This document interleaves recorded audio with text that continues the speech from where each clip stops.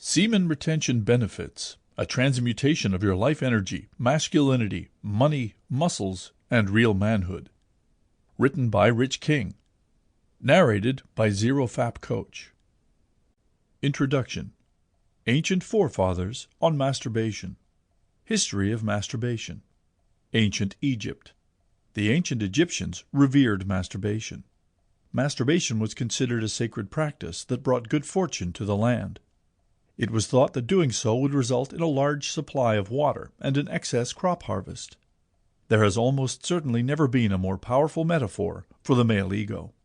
In his book, O, The Intimate History of the Orgasm, Jonathan Margolis says, "One of the pharaoh's most difficult ceremonial activities in Egypt was to give fertility to the Nile by masturbating yearly into its waters.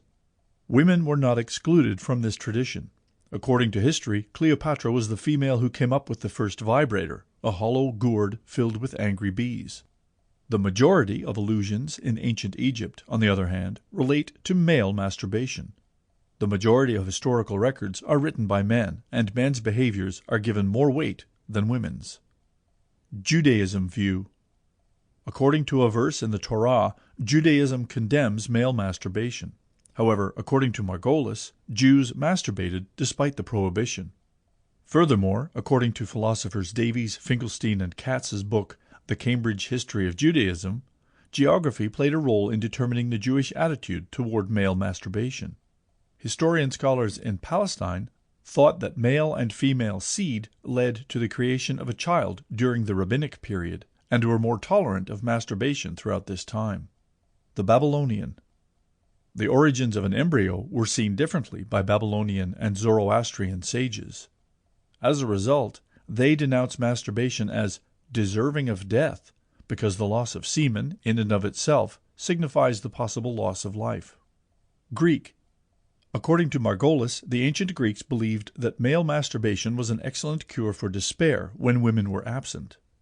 Masturbation was extensively represented in comedy and painted on vases and walls. A slave laments in one of Aristophanes' plays that he overindulged to the point where his foreskin resembled the back of a beaten slave. However, the freedom of masturbation did not apply to women, who were regarded as chaste and incapable of having sexual satisfaction in the absence of semen. This was contradicted by the notion that Greek women loved going to spas and indulging in olispos, a term that most historians have left untranslated. Well, it referred to a dildo that was detailed and penis-shaped. Margolis claims that the ancient Romans tolerated masturbation. Sample complete. Ready to continue?